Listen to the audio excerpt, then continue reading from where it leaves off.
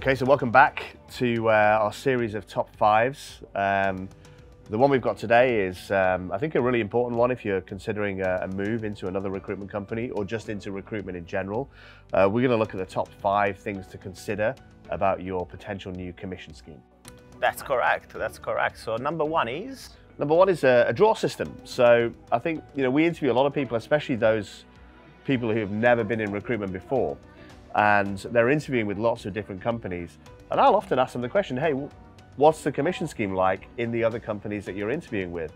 And often they don't know. And I think one of the things which people don't understand is the draw system. It can be quite complicated as well, right? I've seen some draw system with like 3 pages of document, right? Really complicated. And I think, we're not here to fully explain all the ins and outs of it. It's just something you should look out for. The basic draw system is that you have to start earning or billing more than your salary in order to actually make commission. Now, you really just want to dig into the details of any draw system. Is it just your salary that's being counted? Are they adding additional costs for the office, for job boards that are being used, for example, for expenses? How does it work? Over what period does the draw last? Does it reset, right? I think these are all things which can catch people out after you join a company and you find yourself actually getting behind the draw. So you actually need to make a lot more money than you imagined on a quarterly basis before you actually start earning commission. So just make sure you really dig in and find out all the details. Yes. Number 2, which is kind of linked to a draw system, is the threshold. So most company pays their commission scheme on a quarterly basis, I would say. Some companies pay monthly, but it's more, I think, of a rarity, right? The majority of company pays on a quarterly or even longer period of time. So the main point you want to look at that is, again, the threshold. So how much money do you need to make before you actually qualify and you can earn that commission, right? Of course, as a basic rule, the lower the threshold is, the easier for you is to make money. So the only thing maybe I would be more careful about it, just make sure that the threshold is reasonable. Like, I think a general rule of thumb, I would say, and again, this might depend on the market you're in and the type of recruitment that you do, but in general, if you're doing perm recruitment, mid-career, I would say you should get over the threshold barrier with a couple of deals. I think a quarter, that should take you a little bit above that, and you should qualify for commission.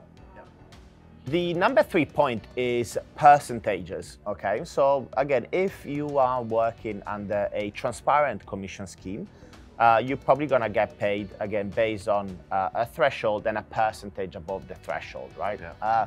That percentage might depend, right? You could operate under a flat percentage scheme, which is what we're using, which is very easy to understand. So if you make above a certain amount of money, you will get a percentage of the difference or of the total amount. I think some companies, they do offer, again, extremely complicated percentage tiers, all right? So they might advertise it as, a 50%, 100% commission rate. However, please read the fine print of that commission, because very unlikely you're gonna get 100% or anything above 50% really commission on the first, I would say, margin above the threshold part, basically. Again, just have a look.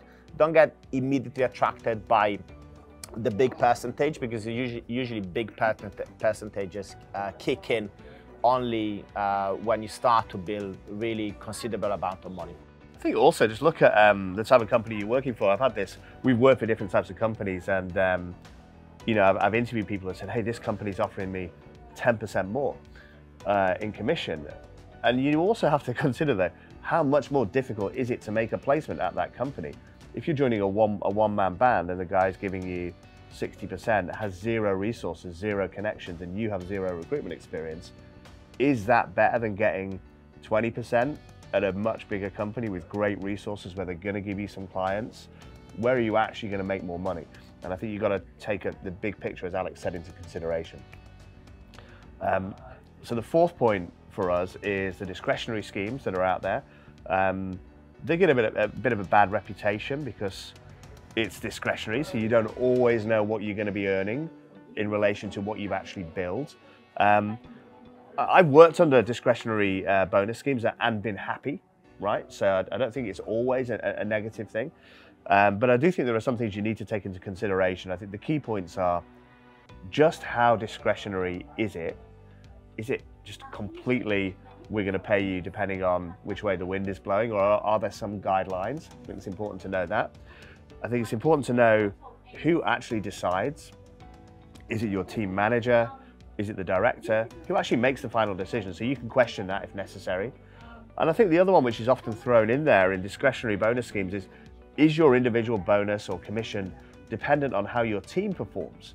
Because, you know, you don't want to be in a situation where you have a record quarter, the rest of your team has a disaster, and you're penalized because the team wasn't profitable, right? So I think those are the key things to consider in that situation.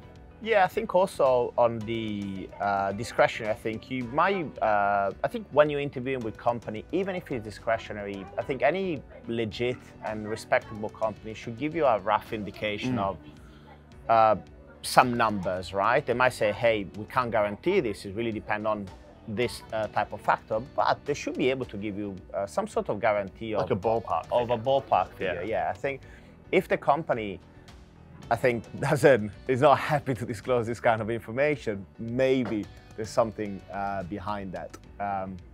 So last point on this top 5 is candidate and client ownership. You know, we have talked about this I think a few times, right? I think, and as Matt said, you know, percentage, draw system, threshold, these are great things to know, but it also depends really on the resources that you are given when you join a company, right? Again, joining a household brand name and joining a one-man band, very different type of situation, right? And again, how you get to your commission depends a lot on the resources that the company provides you, you know? So, and the main one of it is really the database and the client ownership. So the thing you should look at is, first of all, are you going to start your recruitment career in a 360 role or not, you know? So if you're going to work on, and you start your career as a researcher or 180, certainly you're not going to make much money in your first year.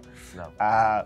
Second of all, if you move into that 360 role, like, do you really have access to the full database? If you're working under some sort of candidate ownership model, you're basically going to pay a tax for using and placing candidates on the database, right? Yeah. Also, around the candidate ownership, there are some murky rules around on how that candidate ownership works. Just make sure you know it, all right? Can you flip the ownership after a certain period of time, or the ownership is just embedded within the commission scheme, right? And the last one is client ownership, you know? Who decides client ownership, you know? Can you work clients that are already signed from, you know, the company, but maybe they've been, you know, dormant. Yeah, dormant, right? Or maybe in certain job function, you know, nobody's really worked them, or that client belongs to somebody that's been there before. Can you work regional roles as well? Yeah. You know, like if you're working for a boutique and you have a really good client that is asking to help them out on a different, you know, a different region, can you do it? Can you not do it? Just really think about it, because really, client and candidate ownership will 100% determine actually the percentages and the type of commission and the amount of commission that you're going to get moving forward.